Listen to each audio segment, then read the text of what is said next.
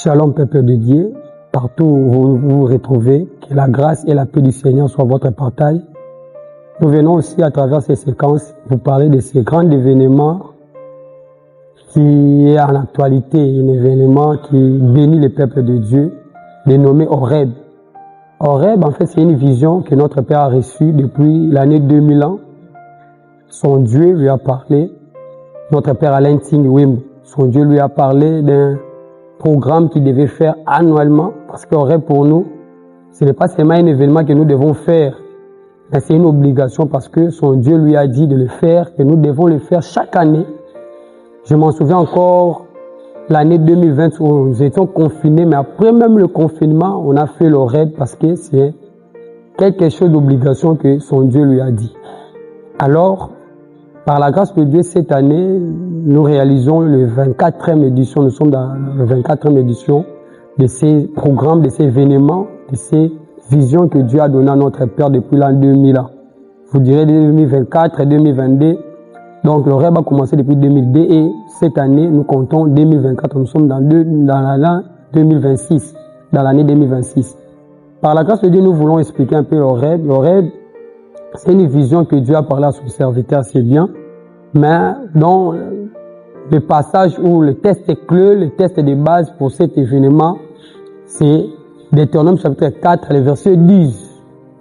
Où dans les Deutéronome chapitre 4, le verset 10, l'Éternel dit à son serviteur Moïse, parce qu'il s'agissait bien d'une nouvelle génération. Vous savez, le livre de Deutéronome, c'est un livre répétitif de la loi, où Dieu répète maintenant la loi au biais de son serviteur, à travers son serviteur Moïse, de répéter la loi à une autre génération qui venait de naître dans les déserts.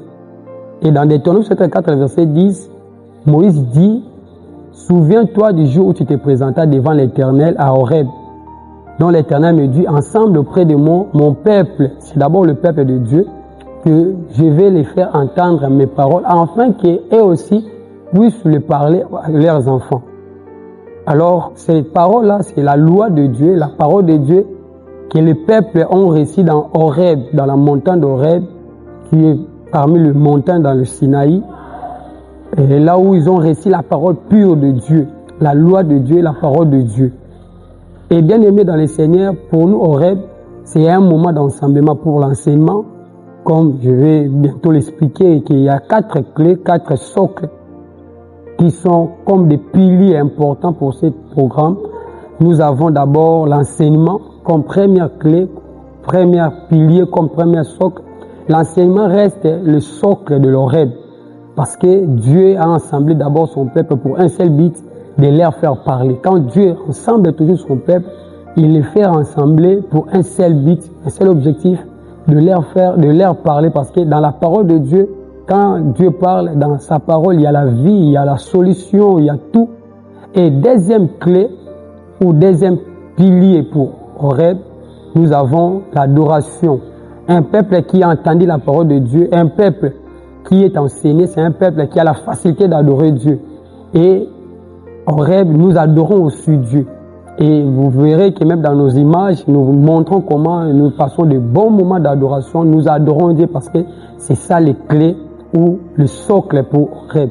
Le troisième socle, c'est l'évangélisation. Nous le faisons pour évangéliser. Dieu a parlé à notre Père que parmi les piliers, les 4 piliers que nous devons parler de l'Horeb, nous devons aussi évangéliser. Dans l'évangélisation, nous gagnons des âmes parce que quand le peuple de Dieu s'ensemble, il y a aussi d'autres peuples qui ne sont pas encore le peuple de Dieu, mais qui doivent devenir le peuple de Dieu. Voyez, vous vous souvenez que Jésus a prié pour ceux qui sont dedans et ceux qui n'ont pas encore entendu sa voix, et ceux qui ne sont pas encore venus, là, dans Jean chapitre 17, dans sa prière sacerdotale. Et le 4e pilier, ou le 4e socle, c'est maintenant la délivrance. La délivrance, bien aimé, Dieu veut que son peuple soit délivré. Et le peuple qui doit être délivré, c'est un peuple qui doit suivre ces 4 socles. Vous voyez que vous verrez qu'il y a même une cohérence dans ces socles-là. C'est un peuple qui est enseigné, parce que même la délivrance dépend aussi de l'enseignement que quelqu'un reçoit. Il y a aussi l'adoration. Quand nous adorons Dieu, il y a même des chaînes, il y a des choses qui tombent.